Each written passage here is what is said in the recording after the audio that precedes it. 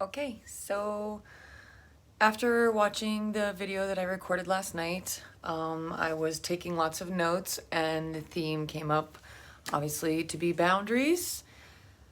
There's so many different things that I want to talk about, but this is seemingly the most pertinent one, so I'm going to go with this.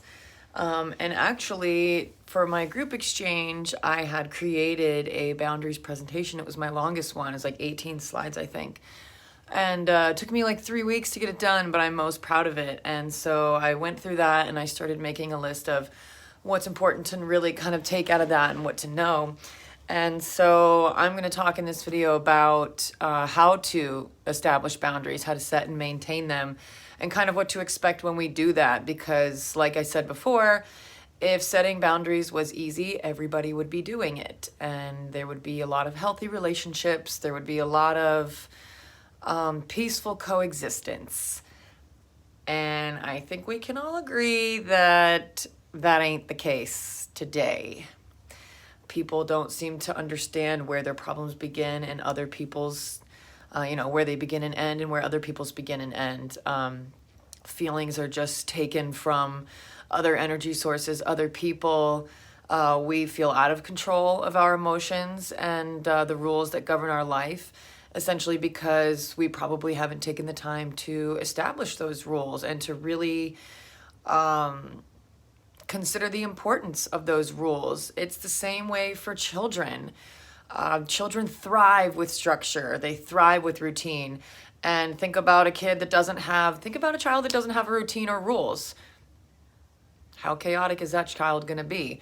It doesn't know when it's supposed to brush its teeth and go to bed, when it's appropriate to wake up, when it's appropriate to snack or eat dinner or lunch, breakfast, go to school, to wind down, to get excited, to play, to all these different things. There's certain rules of our life. And that's not something that like has to be written out on a blackboard with, gold stars next to your name or anything like that. This isn't a right or wrong necessarily like action that we're taking. It's either going to determine if we're going to have healthy relationships or unhealthy relationships, because boundaries are essentially the rules of relationships. They, consider like a physical boundary, like a fence or a window, something like that. I had written a slide, and I guess I'll read it, in my boundaries presentation, and I'll just read it to you. Consider you are neighbors with multiple yards, and there are no fences to divide the property lines. There are no predetermined dimensions for whose yard begins and ends where, and it has always just been assumed that there is a boundary line somewhere. Nobody has ever openly discussed the actual boundary line and where it would be if it was visible. Everyone kind of wanders around and flows in and out unbothered. One day, you feel that your neighbor is intruding on your space. You tell them that they are in your yard, and they argue that there was nothing to signify the difference between anyone's yard, and there are other people wandering around, so who's to say they were in the wrong? That is exactly what boundaries are like. If you do not establish the rules of engagement with everybody that you're engaging with, who's to say that they're wrong in anything that they do? If it pisses you off or offends you or makes you mad or upsets you, it's not necessarily their fault. They can't make you feel any type of way. If people could make other people feel a certain type of way, it would be as simple as me saying to you, you feel great. Do you really feel fucking great? No. So it's not that easy. How we feel is based on our own perception of other people's behaviors and how well it fits with our narrative that we want for our life. The rules that we essentially want to live by and that we want other people to respect. And these boundaries involve, communication styles, behavior,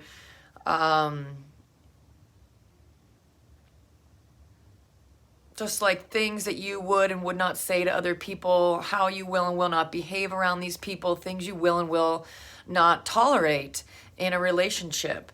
And so in writing all this, I came up with yet another definition of what it means to be woke, open to ever evolving understanding. Being woke is just that. It's many things, but that's a part of it, is being able to keep your mind open enough to take in whatever new information you're being presented with, implement it, and grow around it, with it, through it, whatever it might be. It's not that you're presented with something and then you need to completely change your course because you didn't anticipate that this thing was going to be on your path. That is, if probably coming from, if you do feel compelled to kind of turn around and run the other way, or really just like escape your purpose, you are probably building that on, false pretenses of what other people expect from you and what other people want you to be doing, not necessarily where you want to be going or what you want to be doing or how you want to be behaving or things you want to be learning about. And it's going to be both and your whole life. We can't really exist in this world without, having the connection with everybody else. And so it's our job to establish these rules, and it's our job to live by these rules and not just say one thing and do another. Because if we're doing that, we're teaching people inadvertently that we're not a person of our word, that we say whatever we feel like saying, but when it comes down to our action, anything goes, and we don't really think about what we're doing, we just do it. That's called impulsive. And so I wrote down the kind of steps to setting a boundary, so I'll just kind of go through those and explain those just so I can stay on track. Boundary setting: recognize and acknowledge your own feelings. What do you feel about these things? Do they offend you? Do they upset you? Do they make you happy? Do they make you sad? How are you feeling about whatever's going on? And it's up to you to determine your own feeling, and you're not taking someone else's feeling on because theirs is really intense and strong. Anger and sadness are very intense feelings. And so if somebody else that we're interacting with is experiencing these things, we might take this on and start to feel bad for them. A lack of boundaries, or really unhealthy boundaries, results in people pleasing. I think I actually wrote that down somewhere.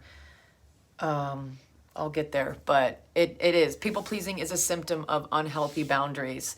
You don't really pay enough attention to your own shit, so you're constantly invading other people's realms, trying to enforce happiness based on what you think is going to make them happy.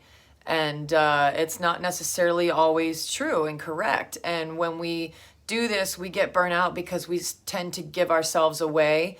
And then when it comes time to protecting ourselves or saving ourselves, we don't have any energy left for that. And then we have resentments towards everybody else for sucking our energy out and not giving us anything back. I would challenge you, if that's something that you experience, I would challenge you to understand where you are freely giving your energy away, where people aren't necessarily asking for it, but you're feeling compelled to give it, so that you can fill that void within yourself. People pleasing is a whole nother monster. So I don't want to get too lost in this because I'll eventually do probably a few videos on that. I believe that people pleasing is the most widely used drug in the world, and I call it a drug because it does have effects like a drug. You get that release of serotonin when we people please. It makes me happy to make you happy. Careful. It makes you happy to make you happy. How about that? All right, I digress. So recognizing and acknowledging your own feelings. You won't feel that it's necessary to set a boundary if you don't feel some type of way about something that's happening. That's good, bad, or indifferent. It doesn't necessarily always have to come from a negative experience. If you have something good that happens and you feel happy about it, set up the rules so that can continue to happen in your life. modify the way that your flow is flowing by, putting these rules, these boundaries. They're going to help you flow in that direction consistently. It's not just, you don't want these good things to be happening just by happenstance or whenever the universe feels like it's shit on you long enough, and maybe it'll throw you a bone every now and then. And I'm sure that's a lot of the times how we feel. That is really just wishful thinking and not really, going for what you want. And you deserve to go for what you want. It's your life. And if we don't go for what we want, we are forced to accept what other people want for us. And that ain't cool. Okay, I think I spoke enough about that one. Next one would be establish the rules of engagement. So what is it going to look like with these new boundaries? And the boundaries are going to be set in order to protect yourself, to protect your happiness, protect your peace, protect your sanity. If you don't want to fly off the handle at people, it is up to you as an individual to make sure that you set yourself up for success by acknowledging the feelings as they come up and not just burying them and waiting for somebody to, push the ready, set, go button so that you can explode out of the side of your neck. And then feel justified because you've just buried all your shit this long and they should have known not to push your buttons. No. Just because they push your buttons doesn't mean that you need to explode. It's up to you to decide to do that or not. And so establish what these rules are going to look like. If you want to live in a certain way, you need to be clear about what life is going to look like when you are living the way you want to be living. It's not, assumptions are not boundaries at all. It is so dangerous to have assumed boundaries, or as I would call covert boundaries, not discussed boundaries. It's not something we're really taught either as children or as adults or anything like that. We're not taught to sit down and have this, playbook written by the people in the relationship of how this shit's going to play out. It's just not in our societal nature to do that. But it causes the world to look like this. Fucking chaotic. And everybody's opinions are flying. Everybody's offended by everything. Everybody's blaming each other for everything. We find happiness in external things. We continue to seek external validation because our internal world is just mute. It's ignored. It's depressed. It's just forgotten in a sense because we are so full of, the world is so full of distractions. There's so many things to look at, so many things to do that we don't really have time or are encouraged to take the time to stop and think about how we want to manage our lives. But that is our personal responsibility, 110%. And if we do not do that, it's a little fucked up to be getting mad at people for overstepping or violating our boundaries or our rules of our lives, our rules of engagement, if we never actually set them in the first place. Assumptions makes an ass out of you and me, right? Both parties will feel some sort of butthurt if we have assumptions creating our boundaries and nobody really knows what they're doing. They're just kind of walking on eggshells waiting for an explosion, and then that will determine, okay, guess I can't talk to that person in that way and I shouldn't touch that subject. Lay the law down, man. Tell these people what you want. So establish the rules of engagement. Yeah. Map out what it's going to look like. It doesn't have to, it's not always going to be completely clear and perfect and all encompassing. These things evolve as we evolve. They change. The boundaries should be flexible. They need to be able to change as the relationship grows and unfolds. Yeah. Communicate your needs clearly and compassionately. Why are you setting this boundary? Why is this important for you in this relationship to have this rule of engagement? What is this going to do for you or not do for you? Why does it help you feel safe? What would happen if this rule was broken? And it's really difficult to state your needs clearly and compassionately without telling other people what to do. I need you to stop doing that. No. Your needs are for yourself. You can't dictate what other people are going to do or not do. What are you going to do when somebody violates your own rule for yourself? I will not tolerate being hung up on. So my rule for that is my rule. I will not tolerate that. So it is my job, if I get hung up on, to not answer the phone again if that person chooses to call me back right away, because I will know that they just want to continue to engage in their argument.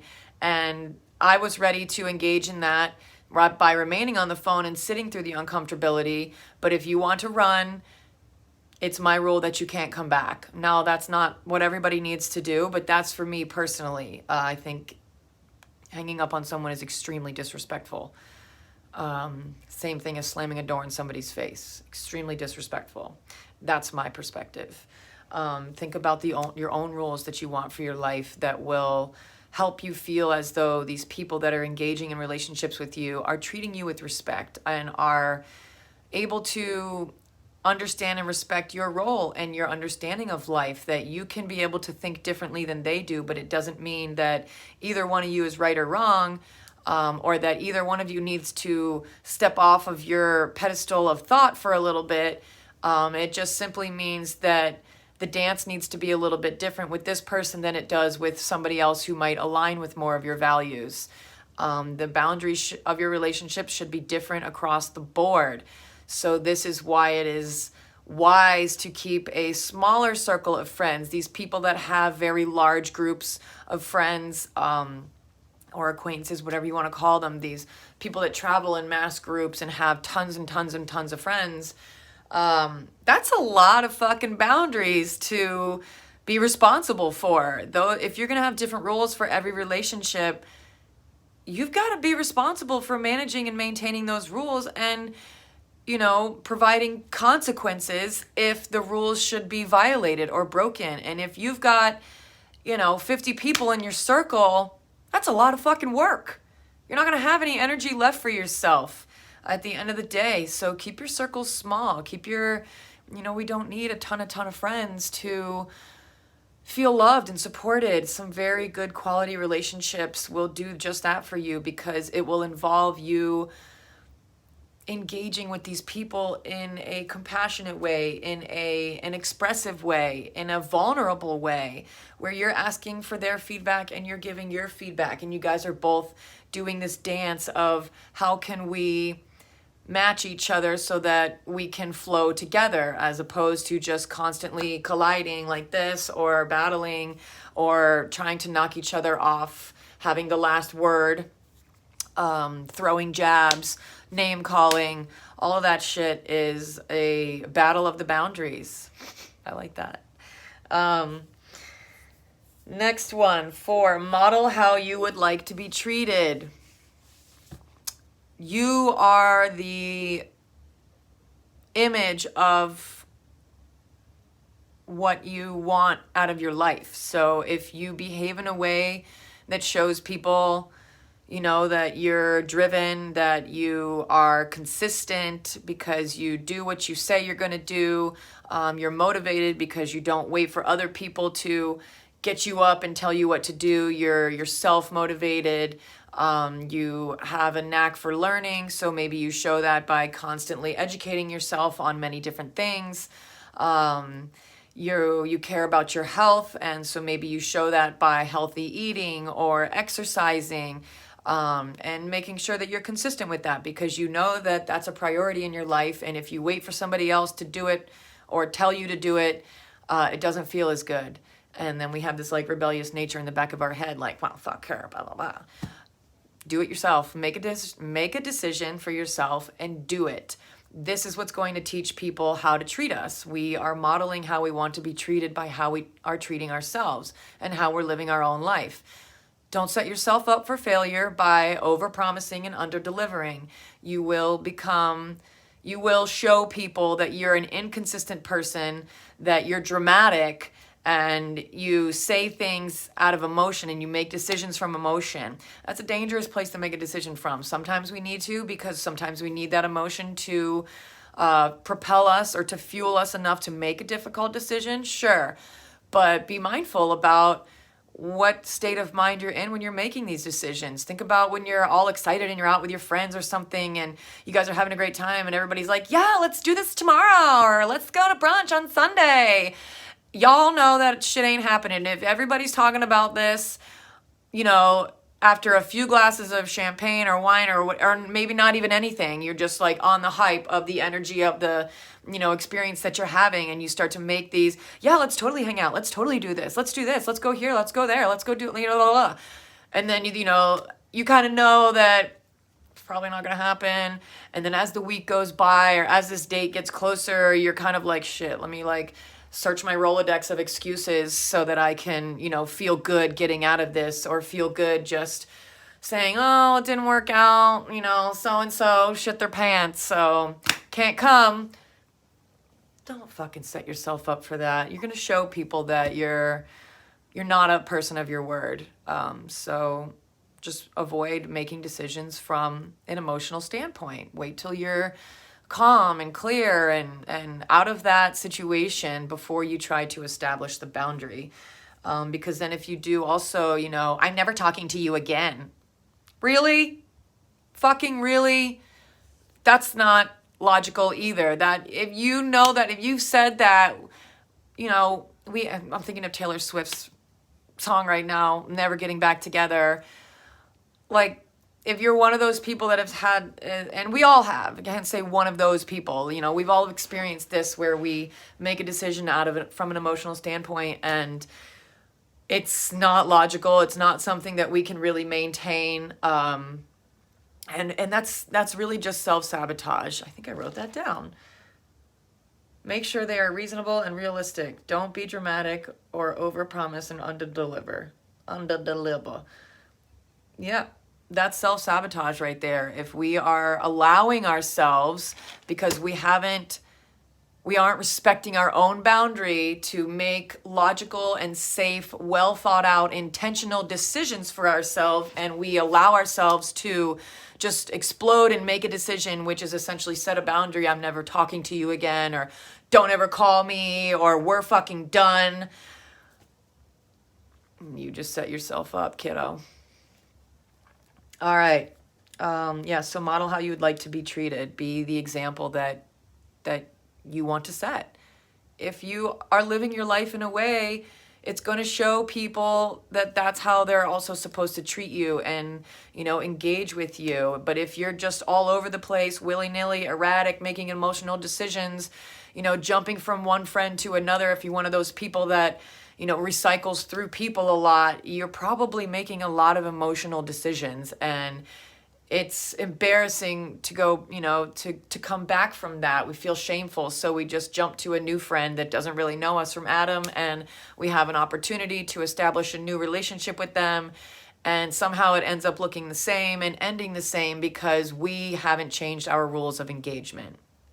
Man, I feel on fire. And then the last one, take care of yourself. Take care of yourself, please. It's not anybody else's job to, you know, pick yourself up off the floor when you allowed yourself to get disappointed by breaking your own rules or by overvaluing somebody else's opinion. It's your responsibility to take care of yourself, to parent your own inner child, to make sure that you are okay. Because essentially, even if we allow our caretaking to be done by someone else, it doesn't always feel good because we are now assuming that they know how to take care of us in the way that we want to be taken care of. And that is a childlike understanding because, you know, children don't really know how to take care of themselves. So they count on us to do it for them. And that's how they formulate the understanding of how to take care of themselves based on how their caretakers take care of them.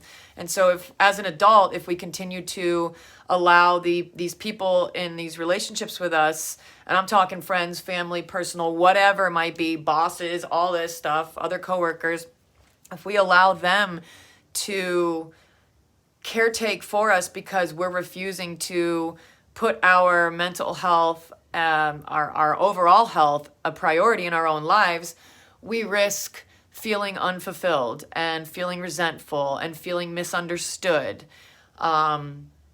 because we truly know how to take care of ourselves, but it's not easy because a lot of times it involves cutting off unhealthy, toxic relationships or people, cutting things out, doing things completely different, changing who you are, transcending, transforming, changing, growing your lifestyle, your understanding, your perspective. And that's not comfortable for a lot of people to do and to others to accept.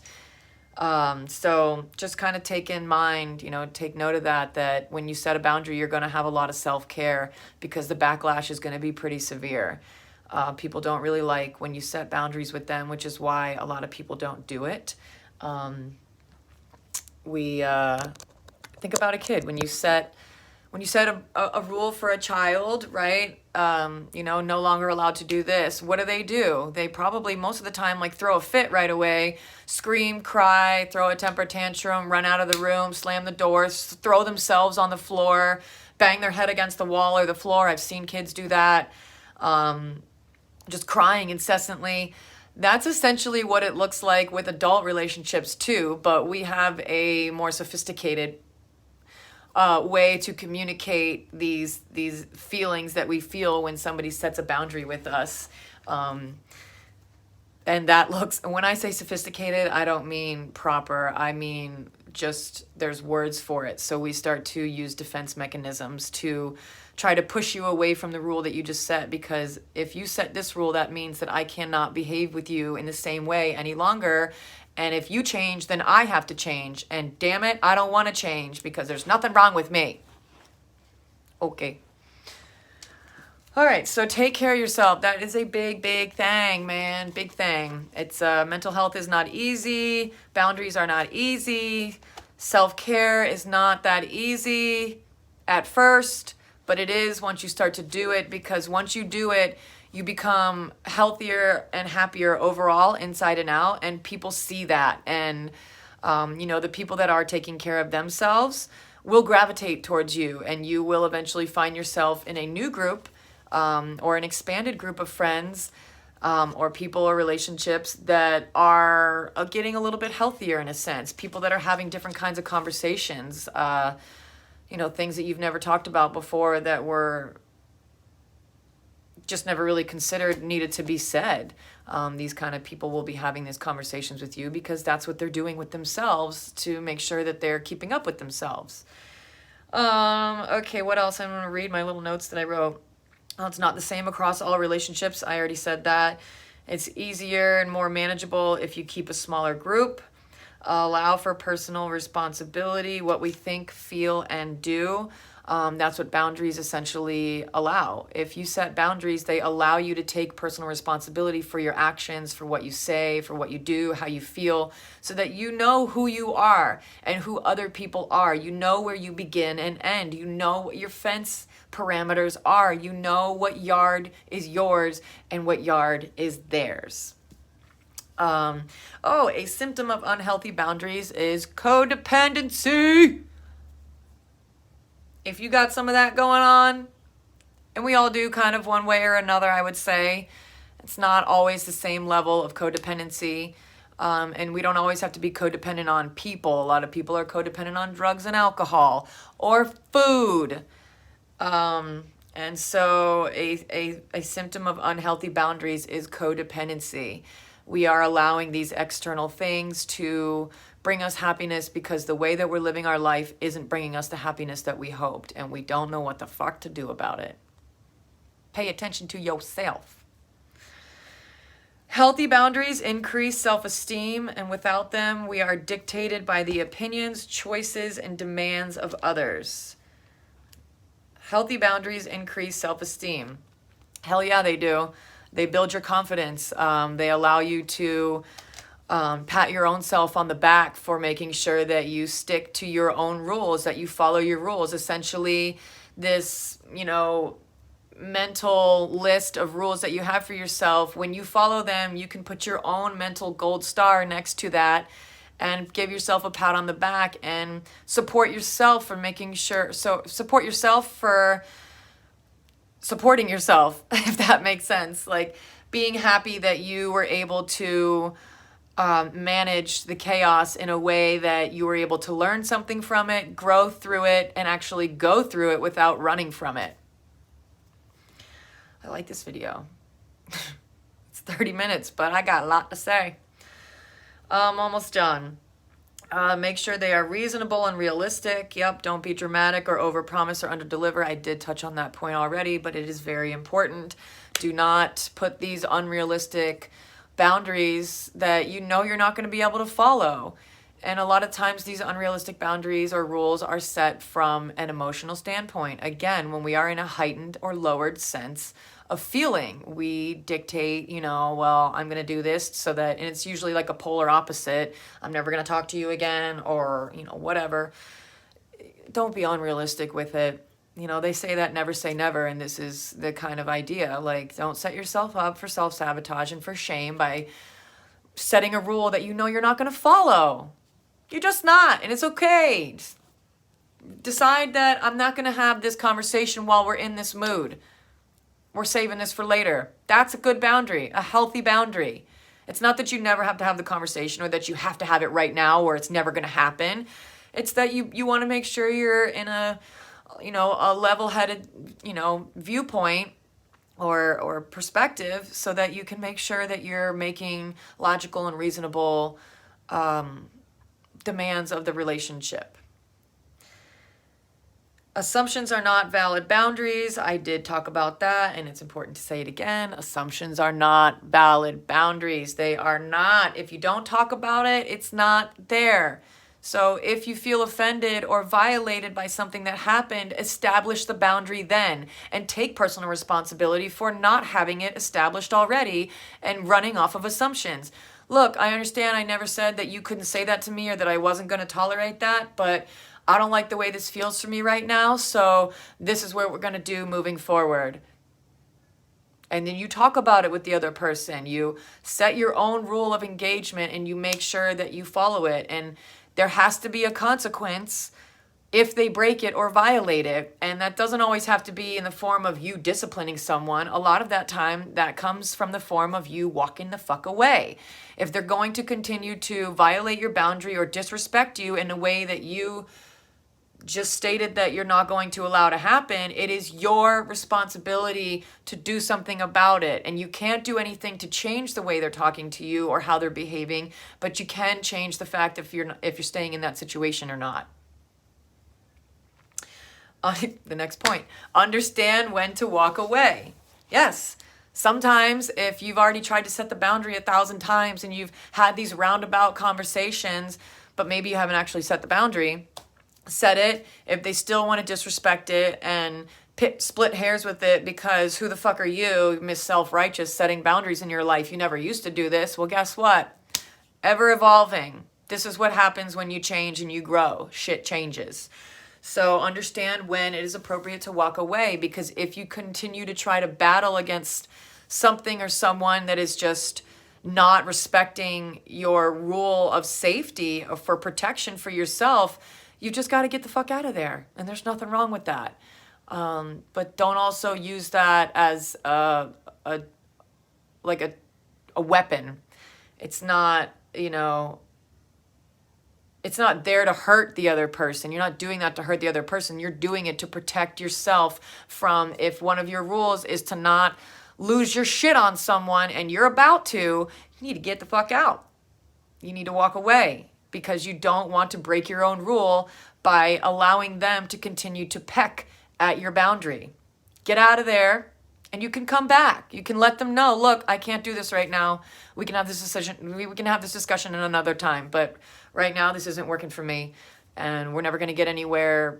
We're not going to move forward from this moment if we continue to stay in this conversation. So I'm going to, do what I need to do to help myself, and we'll revisit this at another time. Boom. Refusal to establish and maintain healthy boundaries is self-sabotage. That was my last point.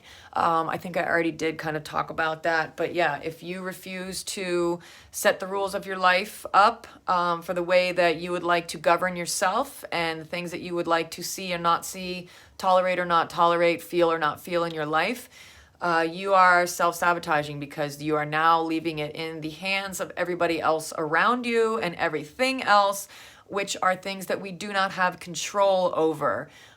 So when you're doing that, you're giving away your control.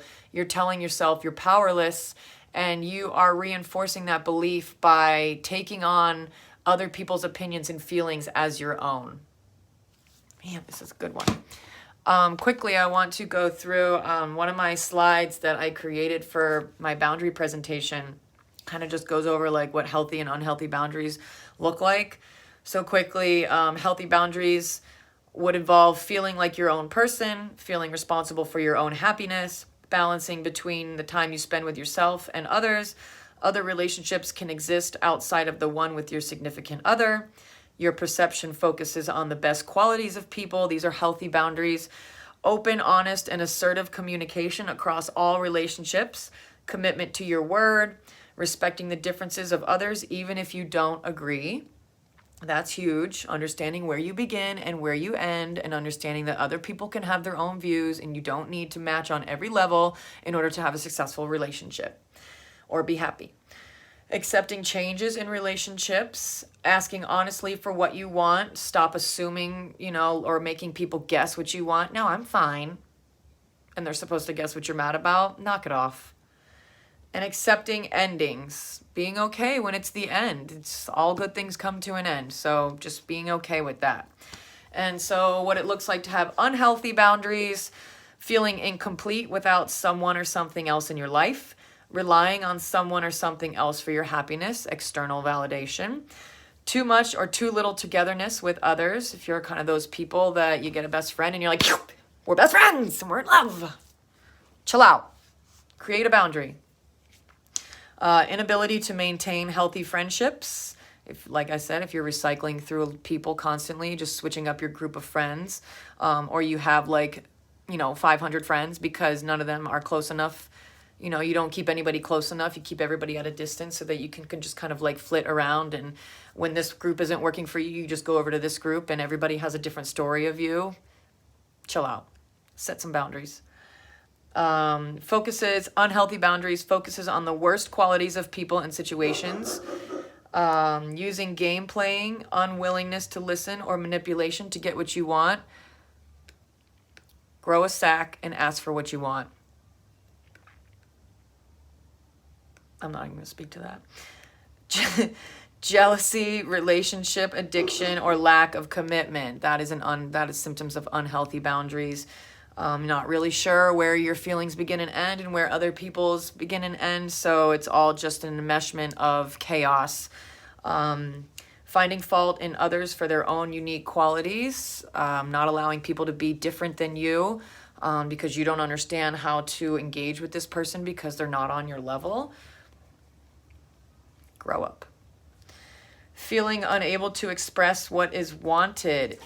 People really struggle with this a lot. I don't know what I want. I don't know how to ask for what I want. I don't know how to say it without being mean. I don't want to sound condescending. Do some work on yourself. Start figuring out how to ask for what you want in a respectful and appropriate way by doing that with yourself. The way you talk to yourself is the way you talk to other people. So if you're afraid of lashing out at other people, quit lashing out at yourself.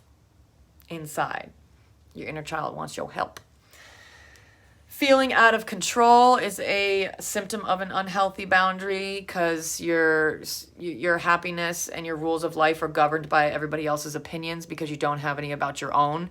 And so you really do feel out of control because we don't have control over anybody else or anything else besides ourselves.